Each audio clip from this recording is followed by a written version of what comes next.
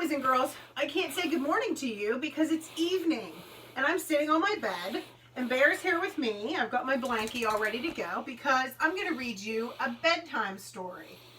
And don't forget, before you go to bed, that you're supposed to brush your teeth too. So we're going to read this bedtime story and then you're going to brush your teeth and then go to bed, okay?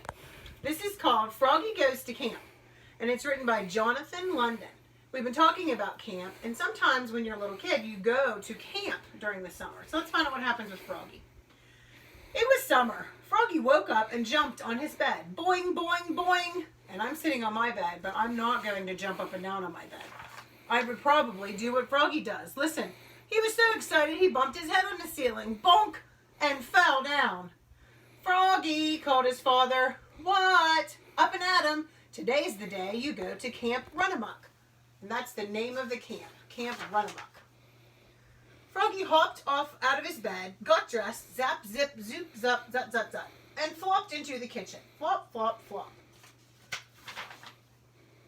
Have you got everything? Asked his mother. Of course, said Froggy. Let's go, said Dad. And off they went. They have to drive in a car to take Froggy to camp.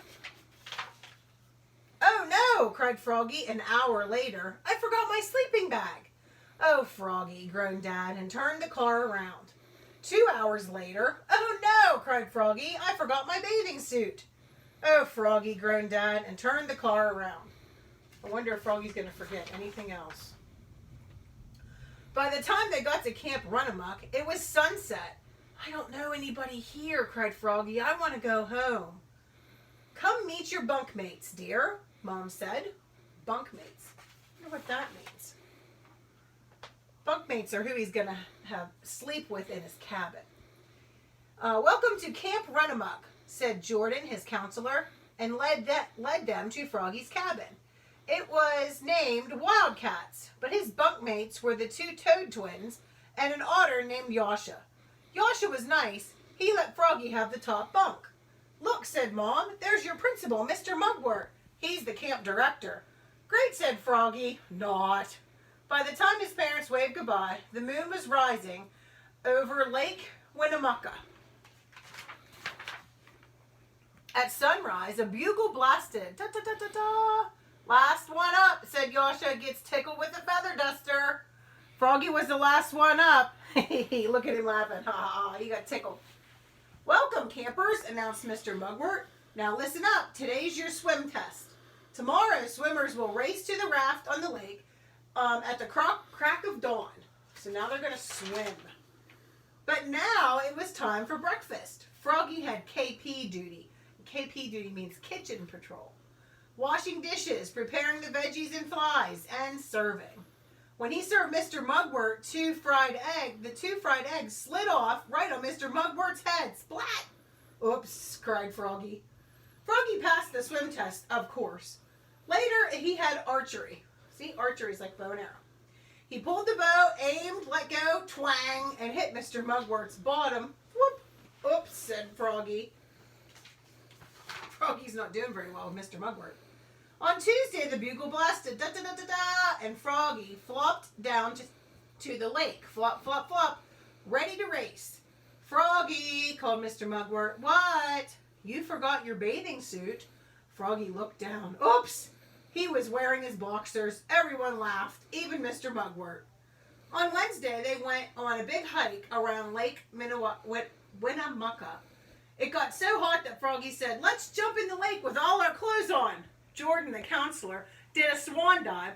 Yasha did a jackknife, and Froggy did a cannonball. Splash! And got Mr. Mugwort all wet. On Thursday, in the dining hall, the Toad twins yelled, food fight, and everybody joined in. Froggy threw a banana, but Yasha ducked, and it smeared across Mr. Mugwort's shirt. Smoosh! Mr. Mugwort was not a happy camper. Food fight's not a good idea, huh? On Friday, Mr. Mugwort asked, who knows how to paddle a kayak? He was also the kayak instructor. I do, cried Froggy.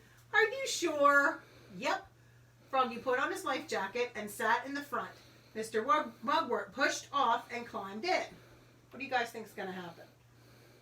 Mr. Mugwort and Froggy haven't been doing so well this week. I wonder what's going to happen. Uh-oh. Froggy held the kayak paddle with the canoe paddle, like a canoe paddle, and dug in. Yikes! And over they went. Splash! Oops, sputtered Froggy, looking more red in the face than green. Mr. Mugwort glared at him, then laughed and hollered, "Water fight, water fight!" He handed out squirt guns, and they had the wildest water fight in Camp Runamuck history. Splish, splish, splush.